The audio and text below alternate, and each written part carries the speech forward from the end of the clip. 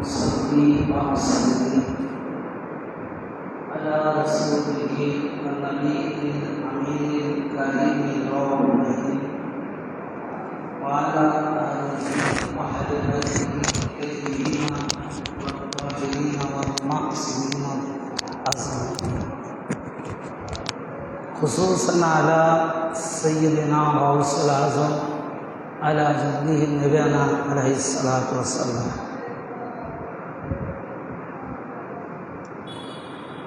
وقد قال الله تعالى في كلامه المجيد وفرقان الحميد: أعوذ بالله من الشيطان الرجيم، بسم الله الرحمن الرحيم. فتلقى آدم من ربه كلمة فتاب عليه إنه هو التواب الرحيم. صدق الله العظيم وصدق الله ورسوله النبي الكريم. মুআজ্জাজ সামিঈন কিরাম, আজকে পবিত্র সফর মাসে তৃতীয় জুম্মা, অর্থাৎ এই জুম্মা আলোচনার পূর্বে আমি আমার আকা মাওলা হযরত সৈয়দ শাহ ইয়াসুফ আলী কাদেরী আলাইহিদ্দিনের সালামের কদম যুগলে ভক্তিপূর্ণ সিজদা কদম বসি এবং তানার পূর্বপুরুষ আল আওলাদ আহলে বাইত কিবলা ও কাবাগণের কদম যুগলে সিজদা আরজ করা। এছাড়াও আজকের এই জুম্মার নামাজের শাফিকুল্লাহ আঞ্জুমানের শাখা কমিটির সভাপতি, সেক্রেটারি সহ সকল সদস্যবৃন্দ এবং এই কমিটির সাথে সম্পৃক্ত কাসাদ কমিটি হিসাবে যে সকল পীর ভাই বোনেরা শারীরিকভাবে সহযোগিতা করে আসিতেছেন, তাদের সবার প্রতি, খাস করে আমার সকল পীর ভাই বোনের লাইভ টেলিকাস্টের মাধ্যম হতে দূর দূরান্ত দেশ বিদেশ থেকে যে সকল শ্রোতাবৃন্দ আজকের আলোচনা শ্রবণ করছেন, আমি সবার প্রতি আমার অন্তরের হৃদয়স্থল থেকে জানাই শুভেচ্ছা, মোবারকবাদ, অভিনন্দন, সালাম। আসসালামু আলাইকুম ওয়া রাহমাতুল্লাহি ওয়া বারাকাতুহু।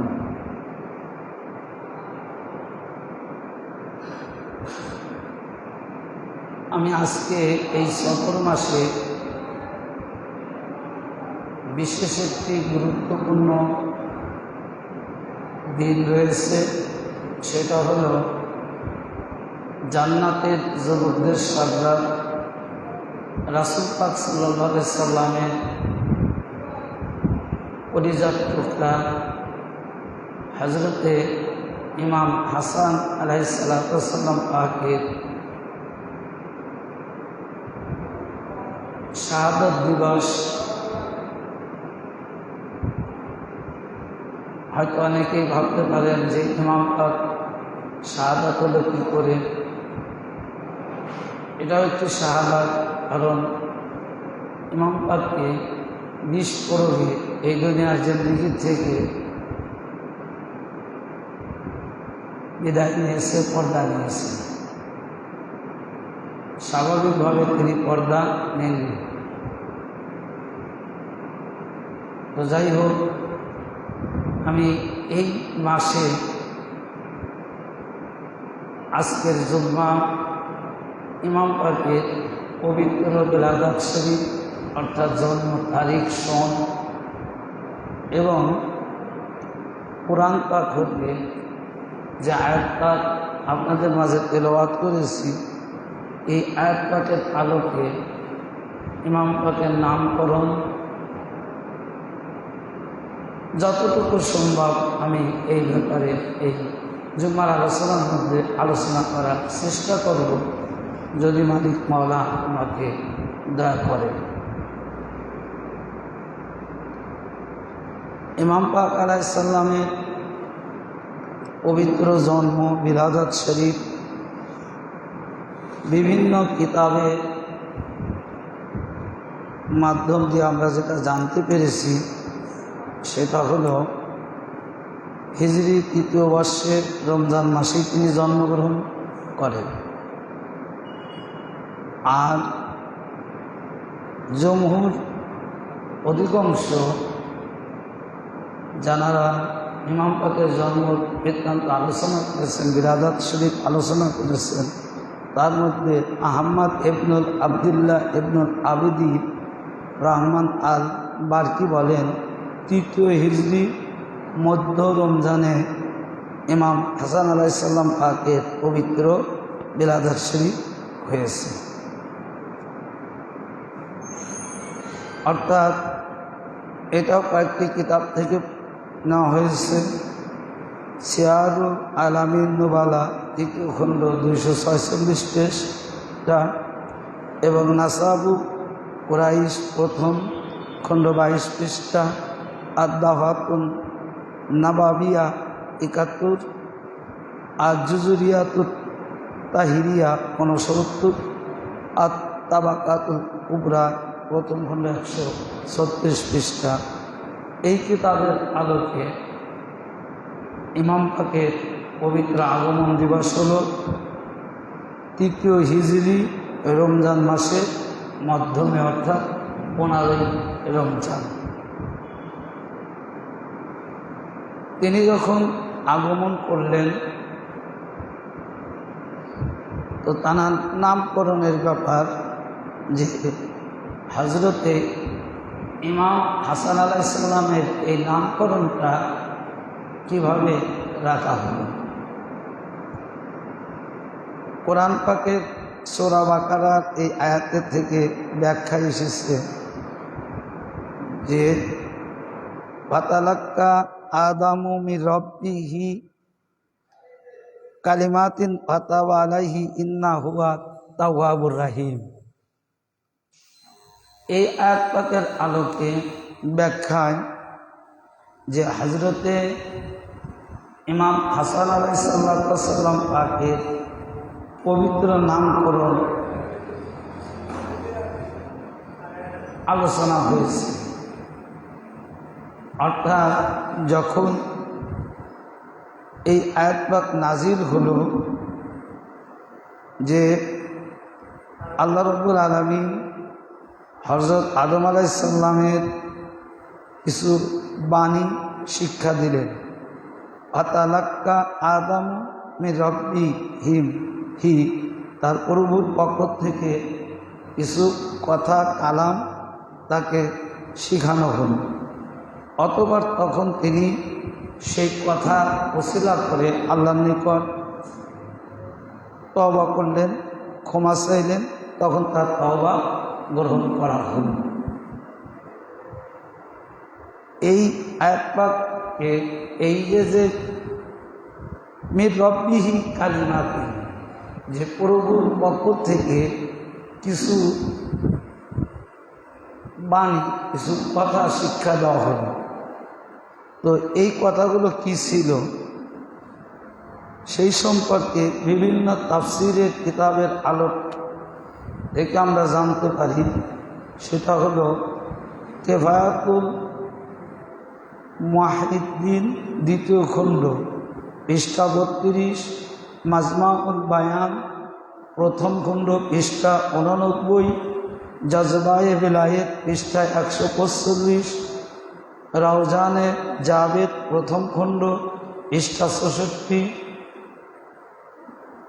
মুরাজিয়াত পৃষ্ঠা ৫৯, তাফসিরে কুমি প্রথম খণ্ড পৃষ্ঠা ৫৯, ইয়া নাবিউল মাওয়াদ্দা পৃষ্ঠা ৯৬, মানাকেবে ইবনে মাগাজিলি পৃষ্ঠা ৬৩, দুররুল মানসুর প্রথম খণ্ড পৃষ্ঠা ৬০। এতগুলো তাফসিরের কিতাব থেকে এই আয়াত পাকের তাফসিরে আসছে এই নামকরণ, যে আদম আলাইহিস সালাম যে আল্লাহ তাআলা যে নামগুলো শিখায় দিয়েছিলেন, যে নামের ওসিলায়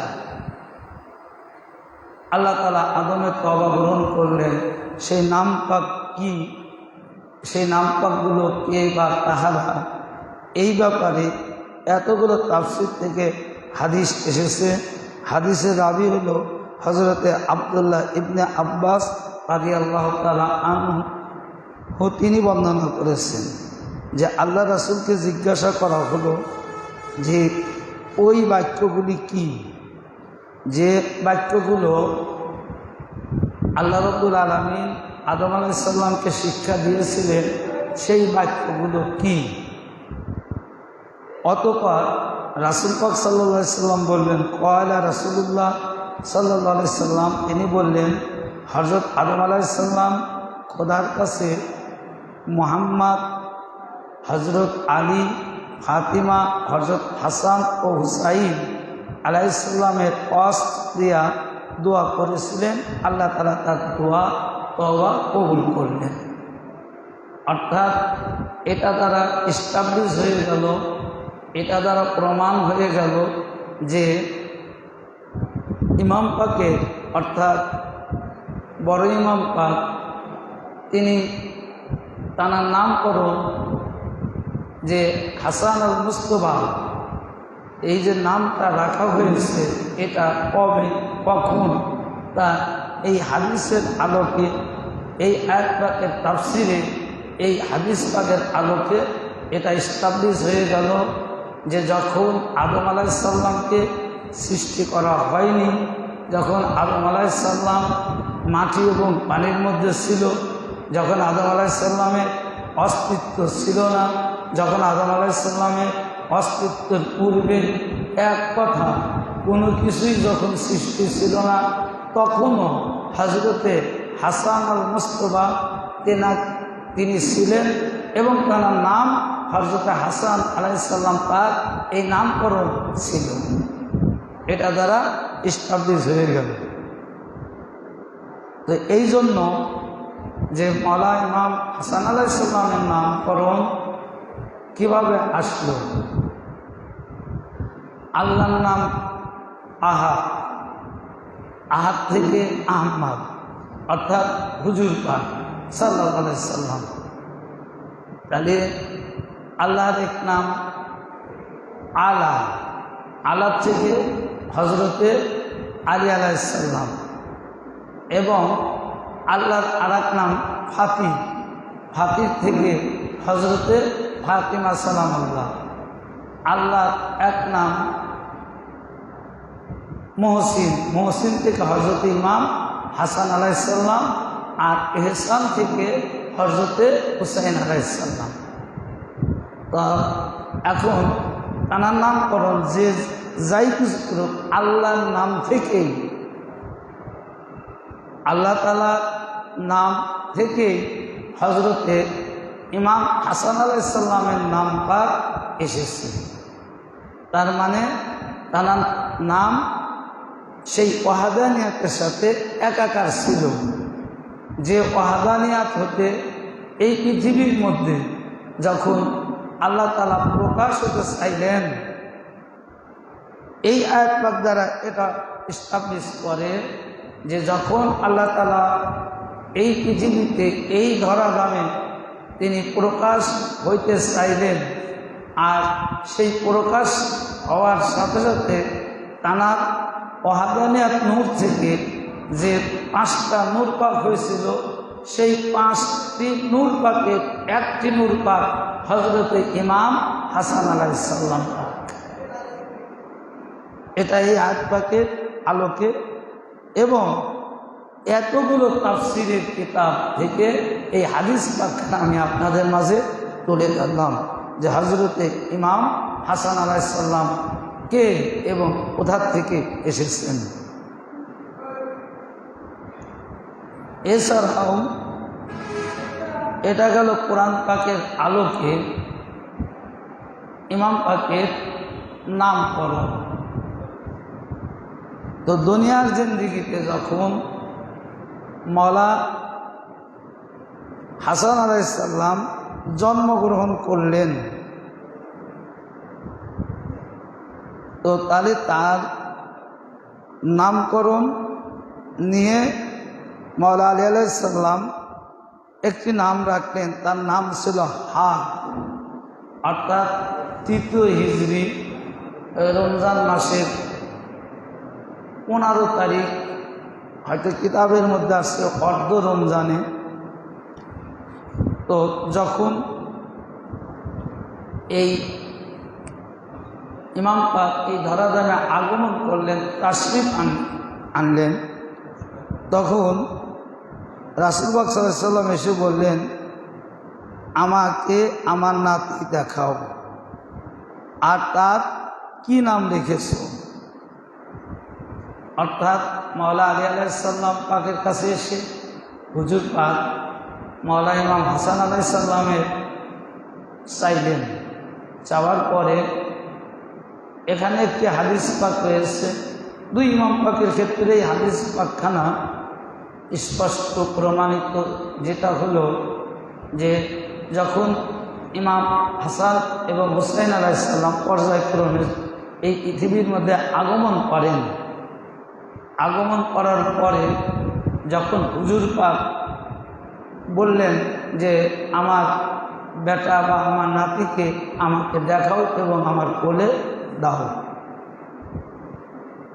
তখন যারা ওই মা খাতুনে জান্নাত আতহার পাকের কামরাতে ছিলেন, তখন তারা বলেছিলেন যে ইয়া রাসূলুল্লাহ, ইয়া হাবিবাল্লাহ, হুজুর আপনি অপেক্ষা করুন, আমি ইমাম পাককে অর্থাৎ গোসলটা করিয়ে দিই। কারণ এটা আমরা জানি যে সদ্য শিশু যখন এই পৃথিবীতে আগমন করে, মায়ের পেট থেকে যখন ভূমিষ্ঠ হয়, তখন তাকে গোসল করানো হয় পবিত্র করার জন্য। তো সেই স্বাভাবিক শিশুর নিয়ম অনুযায়ী হযরতে রাসূল আকরাম সাল্লাল্লাহু আলাইহি সাল্লামকে বলা হলো যে ইয়া রাসূলুল্লাহ, ইয়া হাবিবাল্লাহ, হুজুর এইমাত্র তিনি এই পৃথিবীর মধ্যে আগমন করলেন, এখনও তাকে গোসল করানো হয়নি। তো আপনি যদি একটু অনুমতি দেন তাহলে আমরা কি করি, এই শিশুটিকে গোসল করিয়ে নিই। তখন হুজুর পাক বললেন যে এইমাত্র আমার ফাতিমার ঘরে যে সন্তানটি আগমন করেছে তাকে গোসলের প্রয়োজন নেই, কারণ আল্লাহ রাব্বুল আলামিন তাকে পূর্বেই পবিত্র করে এই দুনিয়াতে প্রেরণ করেছেন। যেমন আয়াত পাক ইন্নামা ইউরিদুল্লাহু লিইয়ুযহিবা আনকুম রিসা আহলাল বাইতি ওয়া ইউতিরকুম তাতহীরা। আল্লাহ তাআলা আহলে বাইতের শানে আয়াত পাক নাযিল করেছেন। তো সুতরাং এই পৃথিবীর মধ্যে আল্লাহ তাআলা যাদেরকে পবিত্র করে সৃষ্টি করেছেন তাদেরই একজন হযরতে ইমাম হাসান আলাইহিস সালাম, অর্থাৎ সদ্য নবজাতক যে শিশু এইমাত্র আগমন ঘটল, ওই পাক পাঞ্জাতনেরই একজন তিনি এই শিশু। সুতরাং যাকে আল্লাহ তাআলা পবিত্র করেছেন, যাকে আল্লাহ রাব্বুল আলামিন পবিত্র করে এই পৃথিবীর মধ্যে প্রেরণ করেছেন, তো আগে তোমরা কি পবিত্র করবে? আল্লাহ হলো সৃষ্টিকর্তা, আল্লাহ কি সৃষ্টিকর্তা, তিনি এই কুল কায়নাতের সকল কিছু সৃষ্টিকর্তা। তো তিনি যদি এখন কাউকে পবিত্র করতে ইচ্ছা করেন, তা আপনারা বলুন তিনি কি আর অপবিত্র থাকবে? কারণ আল্লাহ কোন বললে হয়ে যায়, আল্লাহর ইচ্ছা মানেই কি ওটা হয়ে গেছে। তো এখানে আল্লাহ বলতেছেন যে নিশ্চয়ই ইয়া রাসূলুল্লাহ, ইয়া হাবিবাল্লাহ, আমি আপনাকে এবং আপনার পরিবারকে পুত এবং পবিত্র করতে চাই। তো আল্লাহ যাদের পবিত্র করতে চায়, আল্লাহ যাদের পবিত্র করে সৃষ্টি করেছেন, তো এখন আপনারা বলে যে দুনিয়ার মানুষ তাকে কি পবিত্রতা করবে? খোদ খোদা তাআলা তাদের পবিত্র করে দিয়েছেন। তো এই জন্য রাসূল পাক বললেন যে সদ্য যে শিশুটি এইমাত্র আগমন করলো, এর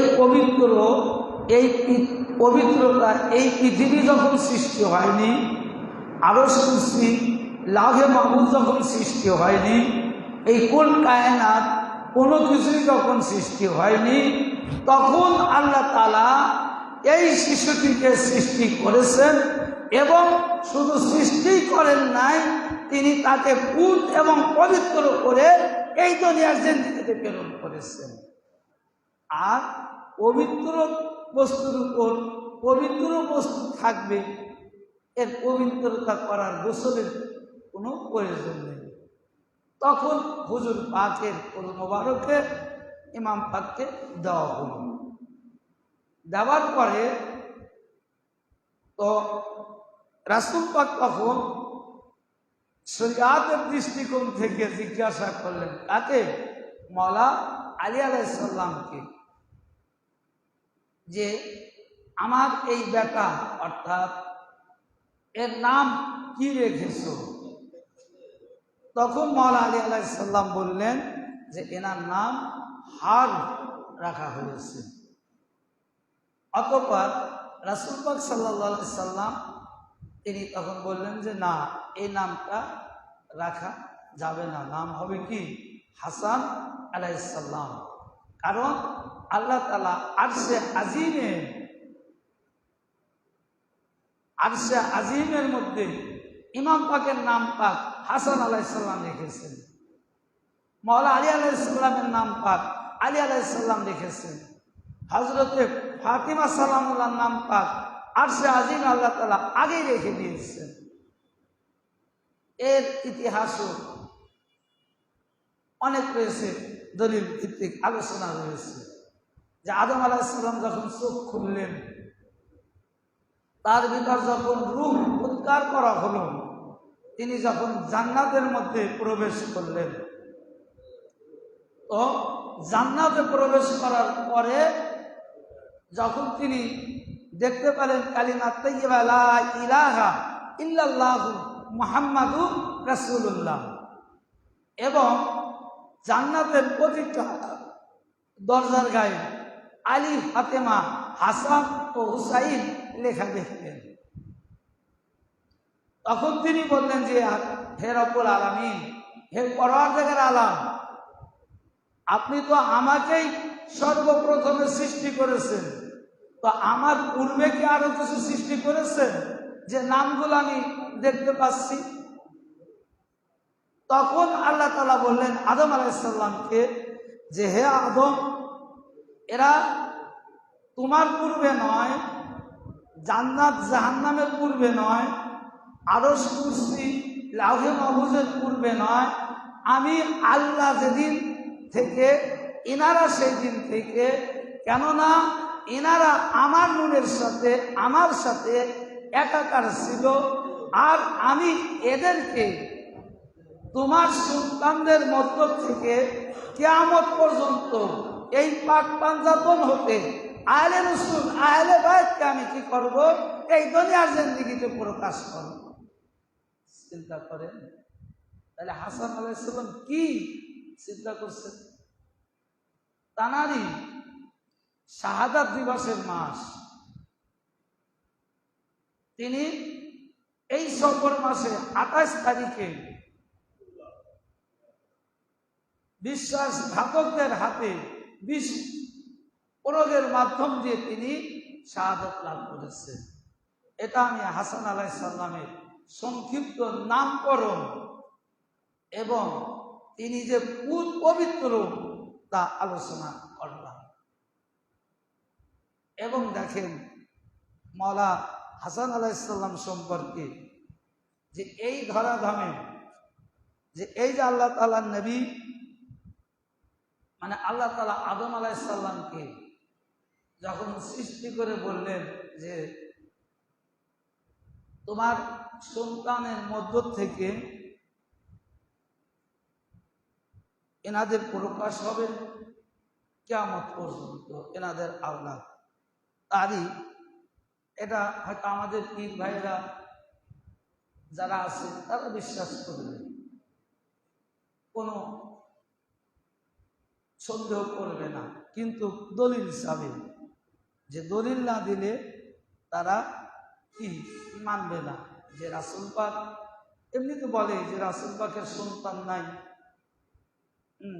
রাসূল পাকের বংশধারা কিভাবে আসতো। আমি এই অল্প সময়ের মধ্যে কয়েকটি হাদিস আপনাদের মাঝে তুলে ধরার চেষ্টা করব, যে রাসূল পাকের বংশ কিয়ামত পর্যন্ত যে এই ধারাতে হাসান এবং হুসাইনি বংশ থেকে চালু থাকবে তা চেষ্টা করব।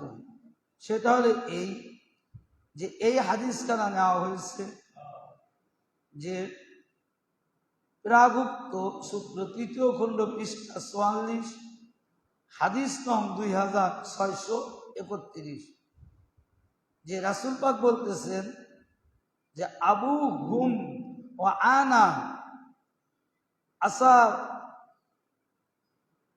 আসাবাত্তাহুম আনা হানিকি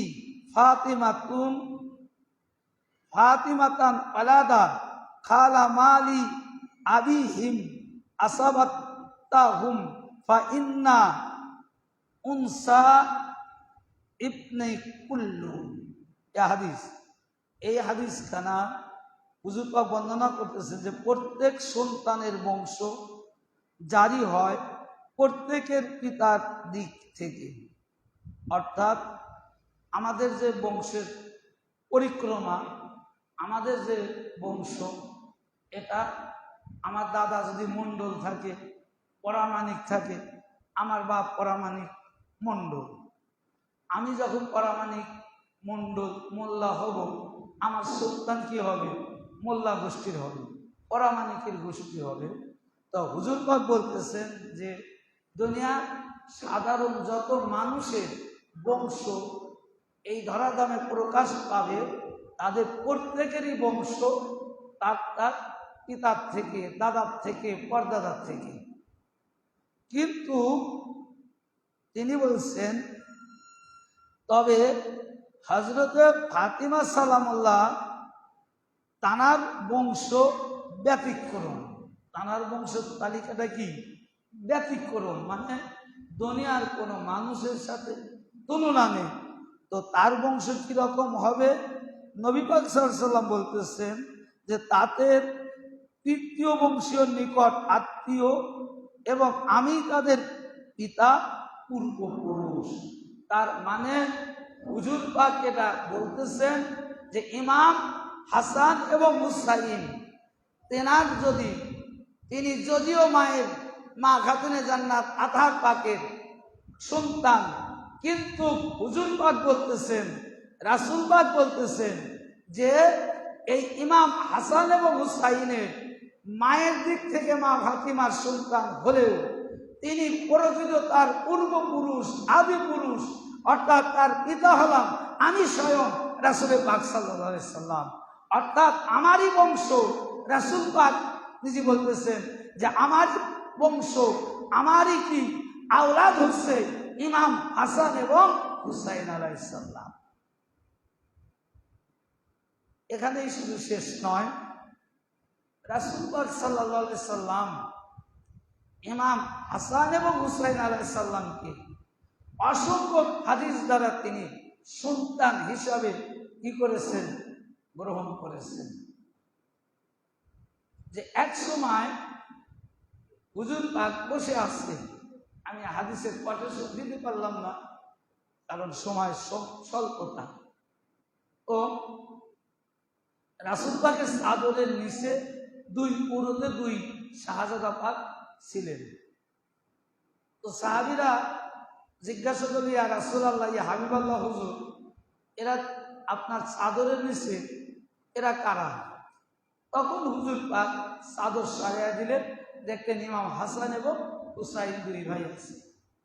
তো আল্লাহ তাআলা নবী তখন বললেন যে তোমরা যে আমার চাদরের নিচে দুইজন ব্যক্তি অর্থাৎ ইমাম হাসান এবং হুসাইনকে যে দেখতে পাচ্ছ, এরা হচ্ছে আমার সন্তান, আমার লাগতে জিগার। হুজুর পাক সাহাবীদেরকে জানালেন। তা আর একটা হাদিস দেখেন যে আসাইব বাতুহুম বা ইন্না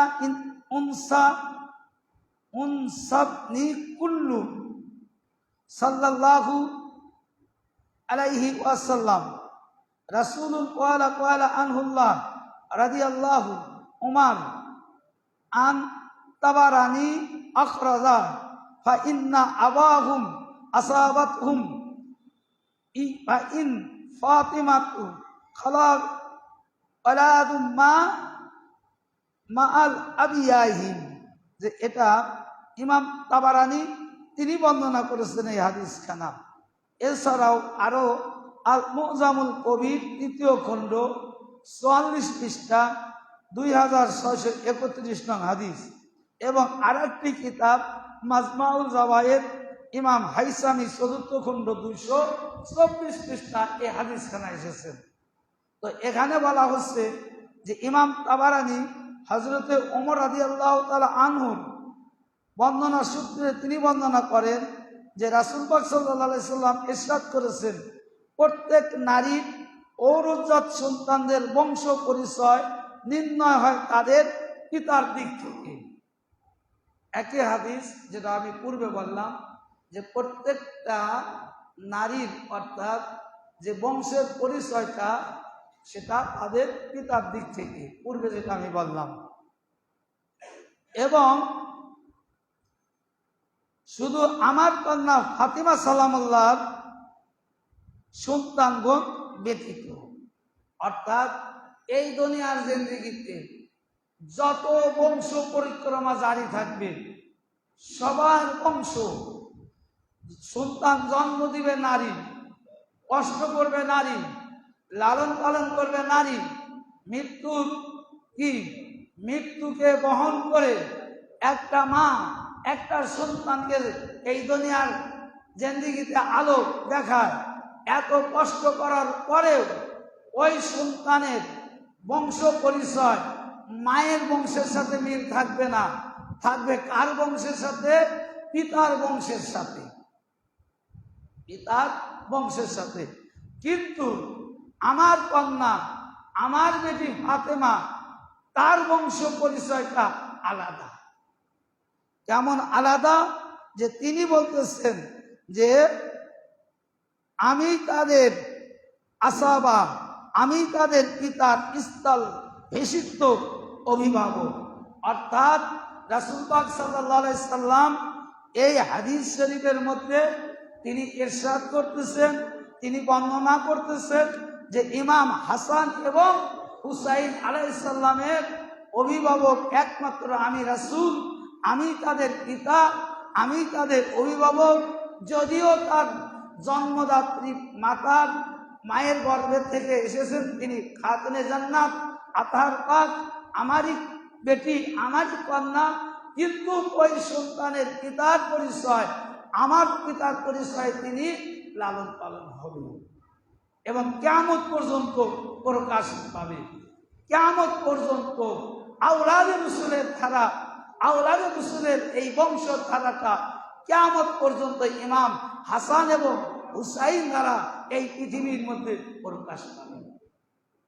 যার সেই বংশেরই উজ্জ্বল নক্ষত্র হযরতে ইমাম, বড় ইমাম পাক হযরতে হাসান আলাইহিস সালাতু ওয়াস সালাম পাকেরই আওলাদ পাক, মায়ের দিক এবং পিতার দিক থেকে দুই ইমাম পাকের সমন্বয়ে তৃতীয় একটি আওলাদ পাক হাসান হুসাইনি হুজুরে গাউসে পাক, হুজুরে গাউসে পাকের আওলাদ পাক হতে বর্তমান জামানার ইমাম, বর্তমান জামানার রাহবার আমাদের আকা মাওলা হযরত সৈয়দ শাহ ইয়াসুফ আলী আল কাদেরী আলা জাতিল সাল্লাম তিনি আওলাদে রাসূল হাসান এবং হুসাইনি বংশ থেকে এই ধরা দামে তিনি প্রকাশ পেয়েছেন। মহান আল্লাহ রাব্বুল আলামিন আমাদের আপনাদেরকে আহলে ভাই ইমাম পাকদের ভালোবাসা নিয়ে এই দুনিয়ার জিন্দেগি থেকে শেষ বিদায় নেওয়ার তৌফিক দান করুন। সবাই বলুন আমিন। আমা তৌফিক ইল্লা বিল্লাহ।